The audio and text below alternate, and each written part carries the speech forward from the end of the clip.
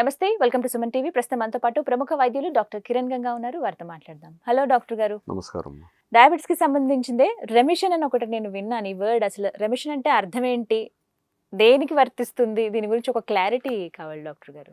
Remission అంటే మధుమేహాన్ని హా, మందులు లేకుండా హా, అదుపులో ఉంచుకోగలిగి ఓకే. HbA1cని 6.5 ఆ రైట్. ప్రాంతంలో మెయింటైన్ చేయగలిగితే ఓకే. ఆ పీరియడ్ని మనం రెమిషన్గా గుర్తిస్తాం. ఓ, సో మందులు లేకుండా షుగర్ని కంట్రోల్లో ఉంచుకునే ప్రయత్నాన్ని హ్మ్. ఆ ప్రయత్నాన్ని పొందగలిగినప్పుడు ఒక మనిషి రెమిషన్లో ఉన్నాడు అని అంటాం. ఇది ఎప్పుడు సాధ్యం అవుతుంది అంటారు? సో చాలా మంది దీన్ని డయాబెటీస్ నాకు రివర్స్ అయిపోయిందని కూడా తర్వాత భావిస్తారు. ఓకే. అంటే రెమిషన్లో ఉన్నప్పుడు నాకు రివర్స్ అయిపోయింది డయాబెటీస్ పోయిందని భావిస్తారు. ఈ పోయిందని భావించినప్పుడు మళ్ళీ అది తిరిగి దాన్ని పిలిచినట్టు అవుతుంది. ఓకే. సో ఆ రెమిషన్ కాలాన్ని ఎంత పొడిగించగలిగితే అది సక్సెస్. నువ్వు తాత్కాలికంగా డయాబెటీస్ని మందులు లేకుండా కంట్రోల్ చేసి ఆడి సాధించేది ఏమీ లేదు. ఒక 3 months నువ్వు మందులు లేకుండా షుగర్ కంట్రోల్లో పెట్టగలిగావు, తర్వాత మళ్ళీ షుగర్ పెరిగింది, మళ్ళీ డాక్టర్ మందులు ఇచ్చాడు. సో ఏం సాధించినట్టు? యూజే లేదు అసలు. అంటే దీర్ఘకాలపు ఫలితాలు ఆశించాలి అంటున్నా. ఇప్పుడు మీరు అడిగారు ఎవరు దీనికి అర్హులవుతారు అని. అంటే డయాబెటీస్ వచ్చి 2, 3, 4, 5 సంవత్సరాలు లో షుగర్ వచ్చింది ఇటీవలే. 5 సంవత్సరాల లోపు వచ్చి ఉండాలి, ప్లస్ వెయిట్ ఎక్కువ ఉన్నారు. వీళ్లకు గట్టిగా ప్రయత్నిస్తే సాధ్యమవుతుంది.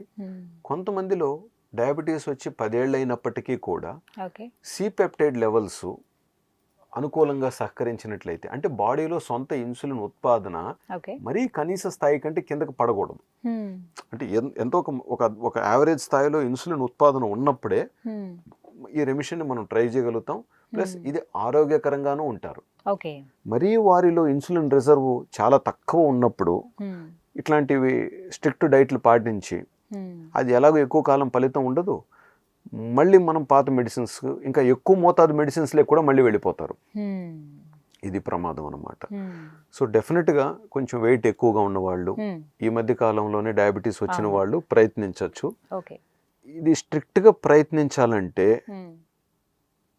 దానికి కొన్ని పద్ధతులు ఉన్నాయి. అంటే ఫుడ్ అయినా సరే మెడిసిన్ ఇక్కడ అంటే ఫుడ్ కంట్రోల్, ఆహార నియంత్రణగా వైద్యం. ఇక్కడ సింపుల్ గా చెప్పారు, ఆహార నియంత్రణే వైద్యం. ఖచ్చితంగా ఏది తినాలి, కొంచెం పొట్ట నిండాలి, పౌష్టిక విలువలు లభించాలి, కానీ షుగర్ పెరగకూడదు. పెరిగితే మళ్ళీ మందులు పడతాయి, మందులు పెరుగుతాయి. సో మందులు అవసరం లేకుండా షుగర్ కంట్రోల్లో రావాలి. ఒక రకంగా చెప్పాలంటే నువ్వు లోన్ తీసుకోకూడదు, ఖర్చులు తగ్గించుకోవాలి, వీలైతే కష్టపడి పనిచేసి ఆదాయాన్ని పెంచాలి, మళ్ళీ ఎక్కువ పని చేయకూడదు, తెలివిగా పని చేయాలి. ఇట్లా అనుకోండి. ఫుడ్ విషయంలో కూడానండి చాలా వరకు కొంతమంది అంటారు, అంటే మేము కంట్రోల్ చేసుకోగలిగామండి, మేజర్ ప్రాబ్లం వచ్చేది 2 నెలలు బాగానే ఉంటుంది, 3వ నెల దగ్గర నుంచి స్టార్ట్ అవుతుంది. ఎగ్జాక్ట్లీ. ఇప్పుడు నేను నా పేషెంట్స్లో ఈ గత 5-6 సంవత్సరాలలో కొంతమంది చాలా బలవంతమైన డైట్స్ పాటించి, అంటే మామూలుగా మనిషి అట్లాంటి డైట్స్ చేయలేడండి, వీళ్ళంతా తీవ్రంగా డైటింగ్లు చేసి షుగర్ను కంట్రోల్ చేసి రెమిషన్లోకి వెళ్ళి ఎక్కువ కాలం అక్కడ ఉండలేకపోయారు. వీళ్ళు ఎక్కడ తప్పు జరిగిందంటే, నాకు షుగర్ పోయింది పూర్తిగా అనే భావనలోకి వెళ్ళిపోయారు. మళ్ళీ స్లోగా అక్కడికి వెళ్ళినప్పుడు మళ్ళీ షుగర్ వేసిన కాఫీ టీలు తాగటాలు, మళ్ళీ ఐస్ క్రీములు, మళ్ళీ వైట్ రైస్ కొంచెం పొట్ట నిండా తినటాలు, మళ్ళీ ఒక 3 నెలల్లో 6 నెలల్లో మళ్ళీ షుగర్స్ పెరగటం. ఇంకా ఆల్రెడీ వీళ్ళకి ఇంకా డైట్ అంటే ఎంత కష్టం అనేది తెలుసు కదా, పర్వాలేదు మాత్రలు వేసుకుంటే సరిపోతాయని మళ్ళీ డాక్టర్ దగ్గరికి. సో డైటు ఎవరు ఫెయిల్ అయింది ఇక్కడ, డాక్టరా పేషెంటా? పేషెంటే కదా నష్టపోయింది. సో కాబట్టి నేను ప్రోత్సహించాలని చెప్తున్నాను. సో ఏది చేసినా కూడా ఒక పరిమితమైన మోతాదులో చేయగలిగినప్పుడు మీరు దీర్ఘకాలంలో దాన్ని ఆచరించగలుగుతారు. అత్యాశతో ఏదో సాధించేసేద్దామని చెప్పి కొంతకాలం మాత్రం చేసేసి వదిలేసిన తర్వాత ఏమవుతుంది, చాలామందికి మళ్ళీ షుగర్ లెవెల్స్ కానివ్వండి, బీపీ కానివ్వండి, కొలెస్ట్రాల్ కానివ్వండి, ఫ్యాటీ లివర్ కానివ్వండి మళ్ళీ పెరుగుతున్నాయి. సో మైండ్ సెట్ అండి. సో ఏదైనా కూడా మనం దీర్ఘకాలపు ఫలితాలను ఆశించి చేయగలిగినప్పుడు బాగుంటుంది. సో మళ్ళీ రెమిషన్ ఖచ్చితంగా రావాలనుకున్నప్పుడు అదంత ఈజీ పని కాదు. దాదాపు 16 గంటలు ఫాస్టింగ్లో ఉండాలి. ఓకే. అంటే ప్రొలాంగ్డ్ ఇంటర్మీడియట్ ఫాస్టింగ్ ఇది. కదా 16:8 అన్నది ఇక్కడ. సప్లిమెంట్ ఉన్న ఫుడ్ తీసుకోవాలి. ఓహ్! అంటే ఫుడ్ సప్లిమెంట్స్ అంటే తక్కువ మోతాదులోనే అన్ని పౌషిక విలువలు మనకు ఒక దొరకాలి డేకి ఒక కావాల్సిన అన్ని పౌషిక విలువలు కలిగిన ఒక 200 క్యాలరీస్ కంటే ఎక్కువ క్యాలరీ రాకూడదు. మళ్ళీ క్యాలరీ రెస్ట్రిక్టెడ్ మీల్ రీప్లేస్మెంట్ తీసుకోవాలి. మీల్ రీప్లేస్మెంట్ మనము పలానా ఒక 2-3 స్పూన్లు అది ఒక గ్లాస్ ఆఫ్ వాటర్లో కలుపుకొని తాగాలి. సో ఇక్కడ అన్ని పౌషిక విలువలు అందాయి మనకి. ప్లస్ 200 క్యాలరీస్ కంటే మించి క్యాలరీస్ రావు. సో 16 గంటలు ఫాస్టింగ్ ఉండి ఈ మీల్ రీప్లేస్మెంట్ ద్వారా 200 క్యాలరీస్ మాత్రమే పొంది ఇంకొక గంటన్నర తర్వాత ఒక 300 లేదా 400 లేదా 500 క్యాలరీస్కు అంటే మించకుండా ఆహారం తీసుకోవాలి. నువ్వు రోజంతా ఫాస్టింగ్ ఉన్నాను కదా అని చెప్పేసి 1000 క్యాలరీస్ సంబంధించిన డైట్ తీసేసుకుంటే ఇంత చేసి ప్రయోజనం ఉండదు. సో దానివల్ల యూజ్ ఉండదు కదా సార్, చేసిందంతా కూడా పోతుంది. ఎగ్జాక్ట్లీ. ఉదాహరణకి రేపు మొన్నడో మనకు రంజాన్ స్టార్ట్ అవుతుంది. సో యాక్చువల్గా చాలా మంచిది రంజాన్ అంటే, ఎన్నో వ్యాధులు పోతాయి.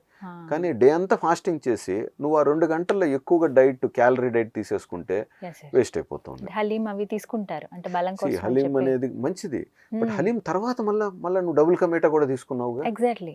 అంటే ఆ కాంబినేషన్స్ కూడా పెడుతూ ఉంటారు. కొంచెం నువ్వు మళ్ళీ బిర్యానీ కూడా తిన్నావుగా, కార్బ్ కూడా వచ్చేసిందిగా. నువ్వు ఒక హలీం మాత్రమే తిని అంతటితో ఆపేసి ఉంటే బాగానే ఉండేదిగా. అట్లా కొన్ని రెస్ట్రిక్షన్స్తో మనం కొన్ని పాటించినట్లయితే డెఫినెట్గా మంచి ఫలితాలు మనం చాలా మందిలో గుర్తిస్తున్నాం. సో ఇప్పుడు ఇలాంటి స్ట్రిక్ట్ డైట్ ఒక 2 వారాలు 3 వారాలు లేదా నెల రోజులు పాటించి షుగర్స్ మంచిగా కంట్రోల్లోకి వచ్చి తర్వాత ఇతర మందులు లేకుండా షుగర్స్ కంట్రోల్లో ఉన్నప్పుడు మళ్ళీ వీళ్ళు కాస్త కార్బు లిమిటెడ్గా రిజర్వ్డ్గా తీసుకోవచ్చు. అంటే షుగర్ లెవెల్స్ ప్రతి 2 వారాలకి చెక్ చేసుకుంటూ ఉండాలి. మళ్ళీ ఎక్కడన్నా షుగర్ లెవెల్స్ పెరుగుతున్నాయి అనుకుందాం, మళ్ళీ ఈ స్ట్రిక్ట్ డైట్లోకి రావాలి కదా. ఆ షుగర్ పెరగకుండా మళ్ళీ కంట్రోల్ చేసుకోవాలి. అంటే ఆ మెయింటెనెన్స్ అనేది ఉండాలి ఎప్పటికీ. అవును. ఇది మళ్ళీ ఒక 5 రోజులు 10 రోజులు పాటించిన తర్వాత ఆ షుగర్స్ పెరగకుండా మళ్ళీ కంట్రోల్లో ఉంటాయి కదా. మళ్ళీ వీళ్ళు కొంచెం మళ్ళీ డైట్ రిలాక్సేషన్లోకి వెళ్ళొచ్చు. సో నెక్స్ట్ టైం వెళ్ళేటప్పుడు గతంలో ఏది తింటే షుగర్ పెరిగిందనే విషయం వాళ్ళు గుర్తుపెట్టుకొని అటువంటి ఇంటెలిజెన్స్ లేకుండా ఇంకా జాగ్రత్తగా మళ్ళీ ప్రయాణిస్తూ ఉండాలి. సో ఒక రకంగా చెప్పాలంటే సేఫ్ జర్నీ ప్లాన్ చేసుకోవటమే అనమాట. సో అదొకటి, అది ఏదైనా మన చేతుల్లోనే ఉంటుంది సార్. అంటే అనుకోవాలి గట్టిగా, ఉండాలి. బట్ ఏదైనా కూడా మీ డాక్టర్ సలహాతో చేయాలి. సో రెమిషన్ ది బెస్ట్, కాకపోతే చాలా కష్టము, నిబద్ధతతో చేస్తే ఖచ్చితంగా రిజల్ట్ ఉంటుంది. ఎగ్జాక్ట్లీ. థ్యాంక్ యూ డాక్టర్ గారు, నమస్తే.